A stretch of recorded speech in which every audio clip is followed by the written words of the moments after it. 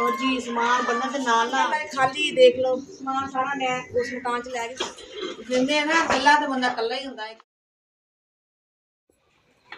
अस्सलाम वालेकुम प्यारे बहन भाइयों, क्या हाल चाल थोड़ा? अल्लाह ताला खुश रखे, बात रखे, हर परेशानी तो महफूज रखे। जो बहन भाई परेशान अल्लाह पाक सब दी परेशानियां दूर करे। जो बीमार ने अल्लाह पाक सेहत वाली लंबी जिंदगी देवे। जिन्होंने औलाद नहीं अल्लाह ताला नेक साली औलाद देवे। ऐसे नेक दुआ ने मेरे आगाज़ कर दें ना। दो दिन अगर बुखार बहुत चढ़िया तो गल भी कर दिया तो साह चढ़ता है। और जी मैं कर दी पी बिस्तर वगैरह कट्ठे क्योंकि मकान सानू मिल गया। मकान असीं करन लगे तब्दील है, मकान छड्डन लगे हैं।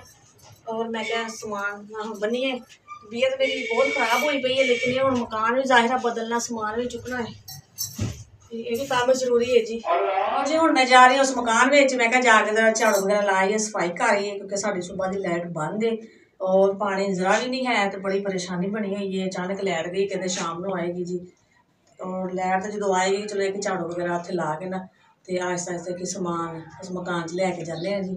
बैड मैं चुक के जरा इधर किया मैं समान इधर उधर चुकन नहीं है, इकट्ठा ही करा नहीं है क्योंकि तुम दसिया ही ना मकान वगैरह खाली कर दो तो फिर मकान जाहिर लभना पैना से। उन्हें बहुत सानू तंगी दी हुई सी ते हुण मकान लभ्या है जी। और जिवें असीं लभ्या है जिवें असीं ये खाली करन लगे हैं ये सानू पता है, साढ़े अल्लाह को पता है जी। जाहिर है जी जो उन्होंने कहता खाली करो फिर उन्होंने प्राप्ति है जी, उन्होंने खाली कराना तो किराएदार फिर करना ही पैंदा, वो भावें मजबूर हो जो मर्जी हो।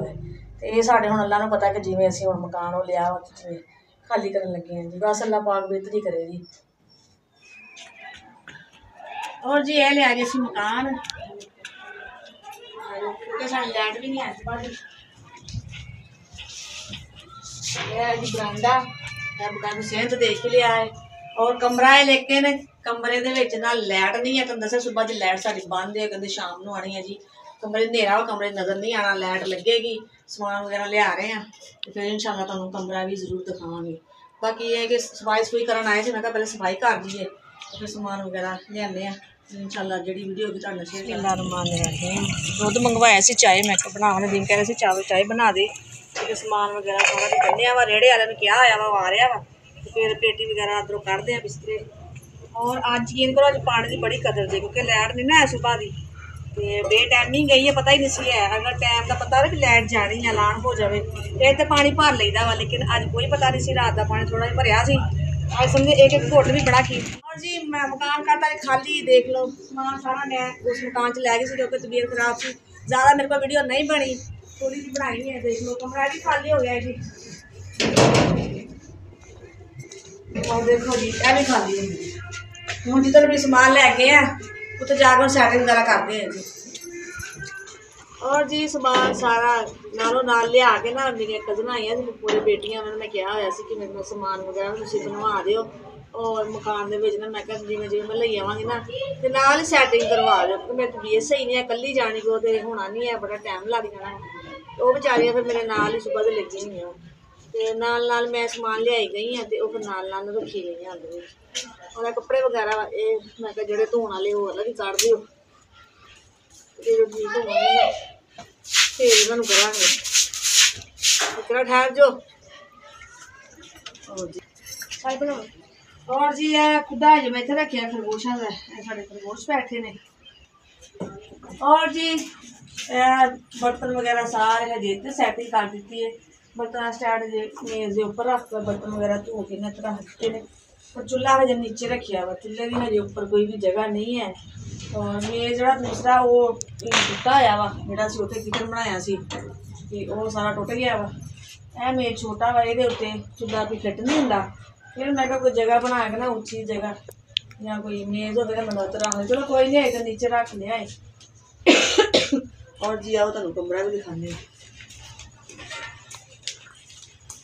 कमरे भी नाल नाल बेचारियां सैटिंग करी गई है मेरे नाल ही। पेटी मैं बैड के उत्ते ही ला दी है, मैं फिर एवं जगह बच जाती है। उस ना फिर जगह नहीं ज्यादा पाई दी, पेटी अलग रखो बैड अलग रखो। चारपाई ये लाती है, इतनी चारपाई आ जानी है कि कमरा सही है खुला है। और यह बिस्तरे वगैरह भी इधर छोटी चारपाई पे ही रखे ने। यह कमरा जी लाइट आई है तो फिर सैटिंग वगैरह की है। न्हेरा बहुत से कमरे च उस तरह पता नहीं से लगन दिया भी केड़ी चीज़ कितने रखनी है।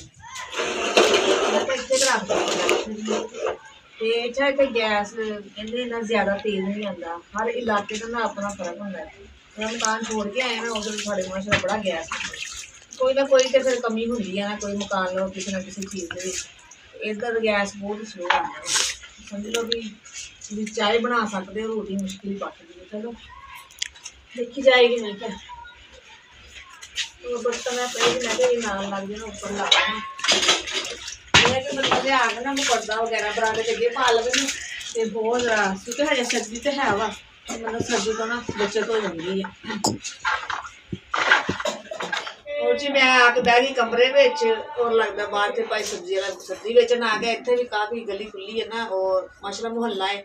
ਉਹ ਸਾਡੇ ਮਕਾਨ ਦੇ ਨਾਲ ਐਵੇਂ ਗਲੀ ਸੀ ਤੇ ਬਿਲਕੁਲ ਨਾਲ ਘਰ ਨਹੀਂ ਸੀ, ਸਿਰਫ ਇਸ ਸਾਈਡ ਤੇ ਸਾਡੇ ਵੀ ਹਮਸਾਏ ਹੈ ਸੀ, ਇਸ ਸਾਈਡ ਤੇ ਵੈਸੇ ਗਲੀ ਬਾਜ਼ਾਰ ਸੀ ਤੇ ਪਤਾ ਨਹੀਂ ਸੀ ਲੱਗਦਾ ਵੀ ਨਾਲ ਕੋਈ ਹਮਸਾਇਆ ਹੈ ਕਿ ਨਹੀਂ। ਹੁਣ ਇਹ ਵੀ ਸਾਡੇ ਇੱਧਰ ਵੀ ਮਾਸ਼ਾਅੱਲਾ ਨਾਲ ਹਮਸਾਏ ਬੈਠੇ, ਇੱਧਰ ਵੀ, ਤੇ ਕੋਈ ਪਰੇਸ਼ਾਨੀ ਵਾਲੀ ਗੱਲ ਨਹੀਂ ਹੈ।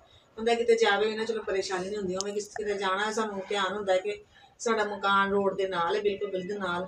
ਤੇ ਛੋਟੇ ਛੋਟੇ ਵੈਸੇ ਵੀ ਕੰਧਾਂ ਤੁਸੀਂ ਦੇਖੇ ਜਾਂ ਮਕਾਨ ਜਿਹੋ ਜਿਹਾ ਹੈ ਸੀ, ਐਵੇਂ ਉਵੇਂ ਕੱਚਾ ਹੀ ਹੈ, ਪਲਸਤਰ ਵਗੈਰਾ ਨਹੀਂ ਹੈ ਕਿ ਐਵੇਂ ਕਹੀ ਕਿ ਬੜਾ VIP ਪਲਸਤਰ ਹੈ, ਲੇਕਿਨ ਇਹ ਹੈ ਕਿ ਫਰਸ਼ ਸਹੀ ਹੈ, ਮਿੱਟੀ ਨਹੀਂ ਹੈ।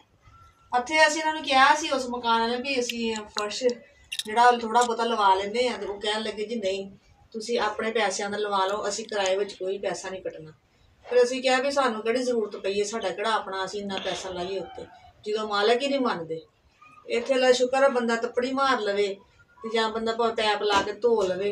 ਇਹ ਕਿ ਜ਼ਿਆਦਾ ਮਿੱਟੀ ਵਗੈਰਾ ਤੇ ਨਾ ਉੱਡੇਗੀ, ਬਰਤਨਾਂ ਤੇ ਵੀ ਸਾਨੂੰ ਕੱਪੜਾ ਪਾਉਣਾ ਪੈਂਦਾ, ਹਰ ਸ਼ੈ ਤੇ ਮਿੱਟੀ ਤੋਂ ਬਚਾਉਣਾ ਪੈਂਦਾ, ਤੇ ਉਦੋਂ ਤੇ ਮਿੱਟੀ ਹੈ ਵੀ ਬਹੁਤ ਸੀ। ਸ਼ੁਕਰ ਅੱਲਾ ਦਾ ਜੀ, ਅੱਲਾ ਪਾਕ ਨੇ ਛੱਤ ਦਿੱਤੀ ਹੈ।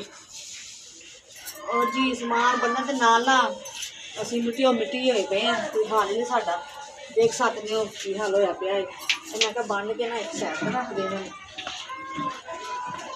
और यह है कि और भी कच्चा सी खुला सी सेम ज्यादा बिल्कुल की मिट्टी सी, इधर यह भी मिट्टी नहीं है, इट्टां लगियां ने ਉਹਦੇ ਨਾਲੋਂ ਨਾ साफ सुथरा है। कमरे में फर्श बिल्कुल ठीक है, और इत्थे एक एक दो दफ़ा नहीं धोवांगे ना कि यह फर्श बिल्कुल साफ हो जाएगा, और मिट्टी वगैरह इत्थे नहीं उड़ेगी। वो मैं खुला सी ज़्यादा कच्चा सी ना, तां मिट्टी उत्थे उड़दी सी। ये कुछ है तो साफ सुथरा है।